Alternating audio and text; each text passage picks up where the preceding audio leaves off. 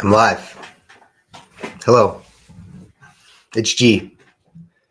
Today I'm going to tell you 5 reasons why you should do isometrics. And in doing so, I'm going to share my screen, which I hope you guys can see right now. But we're doing this live and we're doing it on the fly. 5 reasons why you should be doing isometrics. Reason number 1, you activate more muscle fiber. Okay? You activate more muscle fiber because during a contraction. So for example, right here, if you look at my arm, I'm pressing into the bar. I'm pressing into the ground as well with my other arm. Because you don't have to move, you can focus all of your attention on activating those muscles, those particular muscles. Whereas if we were to go back to dynamic movement, for example, right here, at some points in the range of motion, I might hit maximal recruitment of muscles. And some point in the range of motion, I may not hit maximal recruitment. So like, for example, right here at the top of it, I might be hitting 100% recruitment there, but I'm only there for a second. Right? Can I pause this? Right there, I'm only there for a second, and then I lose it. I might be suboptimal in muscle recruitment. So with isometrics, you just hold that position. You're always operating efficiently because you're always recruiting the most muscle fiber. Okay, that's reason number 1. Reason number 2 is because the vast amount of muscles that you can hit and the different positions that you can be in without having machines. You can hit all the muscle groups that have ever been created and invented. But what I'm trying to do is create a library, create terminology around isometrics. So where, for example, right here, I'm doing a hack squat here, okay? I want to be able to say the isometric hack squat and have the people interested in isometrics know what the heck I'm talking about.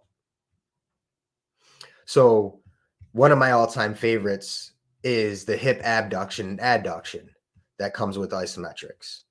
And there's a machine made, adduction machine. Everybody knows that, but it's not really a popular machine. So sometimes we avoid doing hip work because we don't hit the abduction adduction machine. Isometrics really maximizes the muscles around the hips. Let's see if I can find my way into a hip adduction abduction here. I must have one. Right here. Undoubtedly, hip adduction one of my abduction. favorite hip position So in we've the created long isometric levers, set is hip abduction, which is recruiting a lot of muscle force. One foot's down, one foot is against the bar. We have 2 points of contact. Your hips are firing right now. This is also single leg. So just with just standing alone and having 1 point of resistance, you can do this against a bar. With standing alone and having 1 point of resistance, we're driving you out. are Why I maximizing particularly the like muscles this of the one hip. is because I feel it in No the machines hips most. necessary. All you And need is a also, wall. if you just You angle your literally knee feel like in different a pump, directions, and internally your glute rotate, medial externally rotate, and you your get a glute different maximus, part you're gonna feel a of the pump hip. where Here with my knee if you're on a externally machine rotated, and you I'm don't hit your thinking more quad. glutes on Okay? that As I machine, internally you're rotate not gonna be able this, to go back it's to that now machine medial and try and fire up the glute glutes again. up For in whatever here. reason, 5, your muscles 4, aren't firing on the leg press. Your glute muscles aren't firing on the leg press. So don't try and force it. Hit some isometrics. I'm not saying get away from the machines altogether, but all the muscles you don't feel, if you're quad dominant when you're hitting a machine, follow it up with an isometric where you know for sure you're getting your glutes involved. You know for sure. Okay, I think that was number 2. Number 3, the safety surrounding isometrics. If you're in a position and you don't like the feel of that position, back off of it and don't do it or explore it. You're always pressing against something and it's pressing back. What's the way of explaining this? it's always going to match your force. So as you press into the wall, it presses back against you. So you're not about to put on a machine 150 pounds. You're going to be under that weight all the time, no matter what. When you're doing isometrics, you are the machine. You are the measurement. You are the resistance.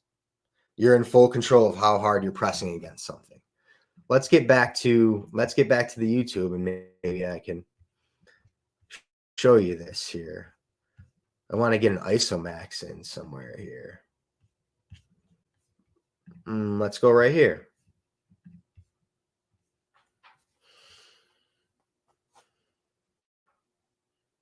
Okay, the Isomax. This is by Dragon Door. As I press through the ground, this measures your isometric output. As I pull here, it's always going to pull back in the same force. But if I were to do this with weights, if I got here and 100 pounds is too heavy for me, it would drop down. But with isometrics, I'm here, it never drops down. You are the resistance. You are pulling against it. So you're in full control. Okay. Moving along here. So the safety aspects of it, you're never under load. You're never under too much load. You can't generate more force than you possibly can withstand with isometrics. Okay, I hope this is making sense to you. Reason number 4, I'm doing all this off the top of the dome. Okay, I'm freestyling. Instead of making content, cutting it up, spending time perfecting it, sometimes you just turn the camera on and you send it. I have 5 different reasons why you should do isometrics. I have 150. I don't have them down in front of me, so I'm going off the dome. And I believe we're at reason number 4. Reason number 4, it strengthens the tendons. Okay, so when you're doing an isometric contraction, you have a fulcrum and you have a lot of different parts that are activated. At some point, the force you generate is going to go to the weakest part of the fulcrum you've created. Okay, there needs to be a compromise at some point. Most of the time, after the muscles contract so much, this is a theory of mine. I'm not sure if it's true. After the muscles contract so much, the weight is bared at the joints with the tendons and ligaments. So if eventually the weight is too heavy, something gets compromised, it can be the tendon and joint and ligament, because that might be the weakest part of the whole working unit. With isometrics, again, you're never going to surpass too much. So if it does end up, you contract your muscles to 100% and it ends up in the tendons and ligaments, you're holding that position, you're not overdoing it, you're not straining it, you're creating tension in the tendons and ligaments, and you're getting maximum blood flow. Because again, we've turned on as much nerve cells as possible. So we're getting blood flow and blood flow and tension to the targeted tendons and ligaments here. So those are getting stronger as well as the muscles. And again, you create time under tension at that junction. Whereas the tendons may bear the weight in a barbell curl at only certain parts of the range of motion. You go into an isometric here, that tendon is bared the whole time. The weight is bared there the whole time. But there's no movement there. It's just tension. Okay. Another analogy, let's get off of, we'll remove this and we'll go right to G. Movement. If you were to move a car, okay, your homeboy is driving, he runs out of gas, you're his next best friend. Okay, everybody's been there. You got to move his car. Okay, you have 2 options to generate force to move the car. Put that bad boy in neutral. Okay, you can sprint at it and hit into the car as fast as possible, or you could get in a position and slowly nudge and move the car. What generates more force? Velocity into the car or torque and force through the ground pushing the car? Okay, you've never seen someone run at a car and hit into a car themselves to move the car. Everybody slowly pushes it because you can generate more force. The same goes for isometrics. The faster you go, the less force you're generating. The slower you go, the more force you could generate. We go to an ultimate stop. We go to a standstill where the car is in parked and you're pushing against a parked car is basically what we're doing with isometrics. So you're creating more force, you're generating more force. That's going to be applicable to your everyday life. Okay, so you're generating maximum force. You're teaching your body how to sustain maximum force. Okay, while you're pushing the car or pushing against a wall or whatever you're doing for isometrics. Now, when you're going and you're sitting down at work and you got to stand up and you're isometrically contracted here and you're dynamically moving here at your low body, you're going to turn on more muscle fiber because you've trained your body to do that. So I'm beefing up, I'm putting horsepower into the machine. Okay, so I'm pressing through the ground, and where some people might only be able to generate 10% of their muscles there, I'm more at 20%. Okay, because I'm doing isometrics, because you're doing isometrics. I hope that I'm providing service. I believe that was reason number 5. I want to make sure I'm bringing value to you and giving you something that you can do and you can learn and you can take. So look at my content on my YouTube channel. There's plenty of it's not just isometrics there, but there's a lot of isometrics there. You can learn a lot of information, but let me know what I can do to give you more information. Maybe the things to get started with isometrics. For example, we can just use a wall. Can we do this on the fly here? Let's get started with isometrics real quick for the people. We'll just use this. Okay, this is whoa. By the way, last time in my live video, I broke a plant and I haven't told my wife yet. This isn't the plant. I don't know what I did with it. I think I threw it out. I broke the plant, but I didn't tell my wife yet. So if you're watching this, sweetheart, I broke the plant. But I went and got another one of your plants and I replaced that one. But I'm sorry. I'm sorry, basically. But anyway, let's try not to do that here. But there's a lot going on back here right now. Okay, isometrics. Just do a wall sit. Start with a wall sit, but not. We're doing overcoming isometrics. So it's not just a wall sit. It's not just a static hold. Okay, we're not doing static hold isometrics. We're doing high intensity isometrics, overcoming isometrics, which means you're pressing into the floor or the wall. You're pressing into something. You're not just holding yourself. I'm not doing low intensity isometrics. I'm doing high intensity isometrics. The wall sit here can be low intensity. You could just sit here, talk to your friend over there, see what's going on down the street over there. We're not doing that. We're pressing our feet into the ground and our hips into the wall. Okay. Sorry for getting fired up about it, but I work out twice a week. I'm not going to hold it. I'm not going to just sit there and I'm going to drive my feet into the ground, my hips into the wall as hard as I can and wedge myself and then create torque in the muscle. Okay, so just do the wall sit and push your hips into this wall.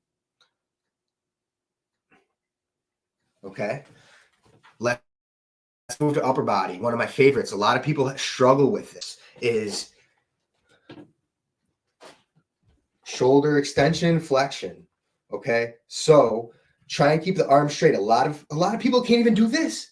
A lot of you can't even do this. Watch. Okay, but I don't want to force you into it, right? So you start here, maybe you start a little wider with some rear delts, but we don't like putting our hands behind our head. So you're going to feel, once again, time under tension here. You never get time under tension in this position. Right? What exercise can you do where you're here other than bands? But bands are easy here, hard here, and then within a matter of a second, you lose the resistance. You pull the resistance back for a second, you lose it. I'm literally talking about holding resistance at its hardest part right here. And it's a wild world. If I'm on my freaking floor right now doing shoulder extension, my dog's going down the stairs right now, and I'm doing okay. There's a lot more where this comes from, people. But I suggest if you're going to get started, try a wall. And I'm like, my heart rate's up right now. I got an Apple Watch. I'm going to see what it says for my heart rate. Probably won't work for whatever reason. Current. Let's see if I can get current. Anyway, I feel my 120 beats per minute. 120 beats per minute. Wait. Can you see that? Well, anyway, what did I do? I did a wall sit. I did upper body. All right. I think that's it for now. Again, I'll add this station. It's pretty cool how that works.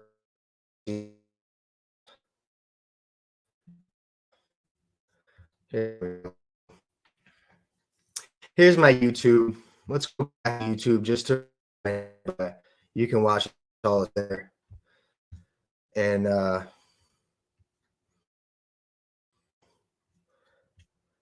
yeah, I'm still fired up. I'm pumped. I got a pump going, and I only just did literally 1 minute of isometrics.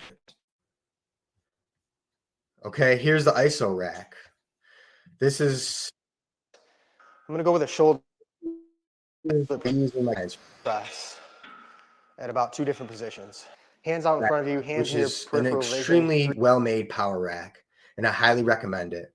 But I don't use it for barbells anymore.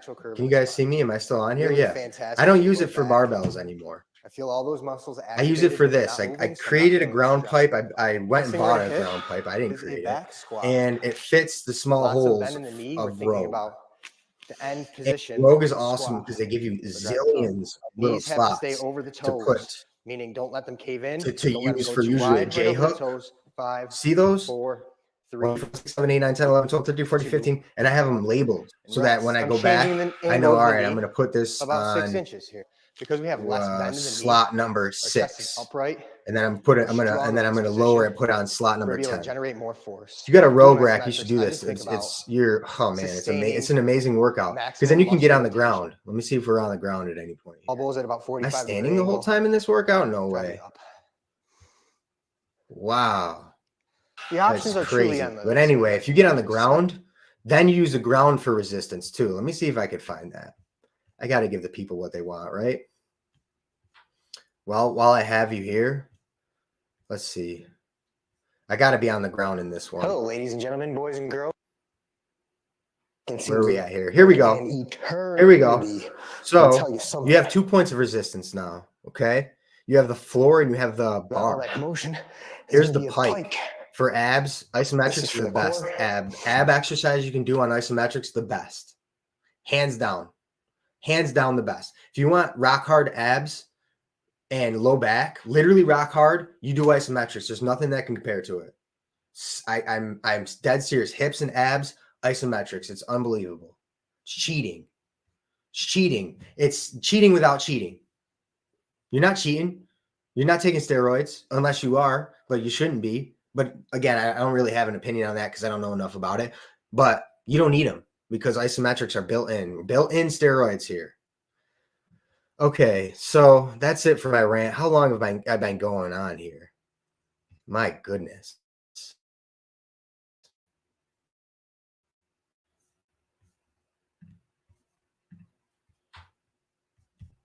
Hello?